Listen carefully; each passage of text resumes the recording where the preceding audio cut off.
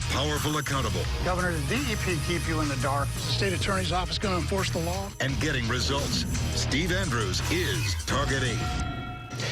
A Marine reservist mobilized for war, wounded, cut loose, and abandoned by the Marine Corps. Now, the VA says this Marine is 100% disabled from his injuries suffered during Iraqi Freedom and is unable to serve. The Department of Defense has a much different take, however. It determined he is absolutely fit for duty.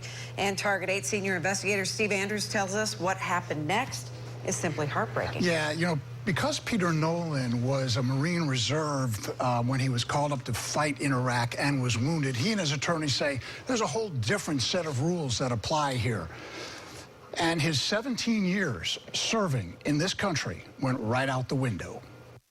As a gunnery sergeant driving a 26-ton amphibious assault vehicle, Peter Nolan fought his way from Kuwait to Baghdad in 2003.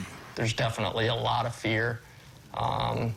Not knowing whether or not you're going to make it home to see your family. A member of the reserves on active duty orders, he witnessed the brutality of war.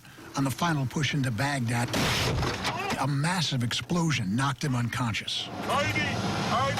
When I came to, I didn't know if I was dead or alive. He suffered nausea, vomiting, headaches for days. Peter came home a different person, but brought the same medical issues and more. I was having severe headaches, you know, mood swings. He doesn't sleep. I had balance issues. Very short-tempered. For a decade, he tried to work through them. In 2015, the VA determined Peter suffered traumatic brain injury, post-traumatic stress disorder, back, neck, shoulder, knee, and ear injuries. It declared him 100% disabled. However, a Department of Defense Physical Evaluation Board claimed he was only 10% disabled. Peter's attorney, Natalie Quam. They did not look at the evidence that was in the record. Peter appealed the board's decision. It then found him fit to serve. Are you fit for duty? No. He's broken. That is not somebody that I want on the front line. Unable to serve, the Marine Corps in February discharged Peter. They discarded him. He lost his income, insurance benefits, everything. But I know he has had suicidal tendencies. I hurt for him. Were you a good Marine? Absolutely. Did you serve your country faithfully? I did. Think your country's serving you? No.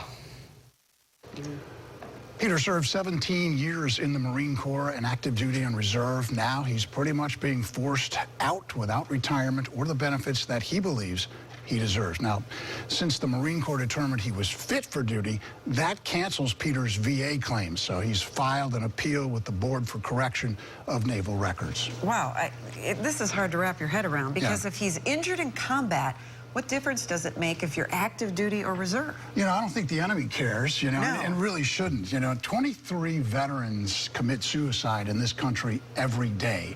Abandonment like this only compounds the physical and emotional wounds that these folks suffer. Peter and his attorney fear that this problem for reservists is much bigger than they know. Semper Fi? Not for him, apparently. Apparently not, no. All right. Thank you, Steve. Sure. Now, if you have a problem that you want Steve to investigate, you can call our Target 8 helpline. It is 1-800-338-0808.